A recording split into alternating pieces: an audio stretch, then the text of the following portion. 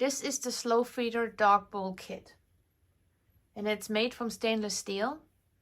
This is the water bowl, and if you have a puppy, that's okay, but if you have a bigger dog, this might be too small. We really got it only for the Slow Feeder Dog Bowl. Down here, it has non-slip silicone, which is perfect. Even on the hardwood floor, it won't scoot around.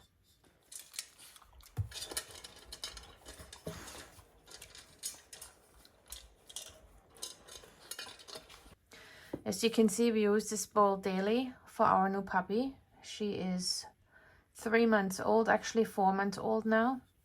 And you see here, this is raised up. And what it's supposed to do is when you fill it up with food, or at least whatever the amount is you need to give, the puppy is supposed to eat slower because it can't get its mouth in there fast enough to gulp it all up. And so mostly it works, and the older the puppy gets, the better it's gonna work because the mouth is gonna get bigger. Right now she still eats like a maniac, but it's better because she is growing and we give her less. But this is still difficult for her to lick all the kibbles up that quick. So it works for what it is designed for, and I see in the future when she gets bigger, this is probably the perfect bowl. It's easy to clean because it's stainless steel. Again, I really love that it has the non-slip silicone down here.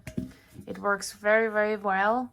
So I'm really happy with this bowl, and I can totally recommend it if you have a dog who eats too fast. This is a really good solution for it.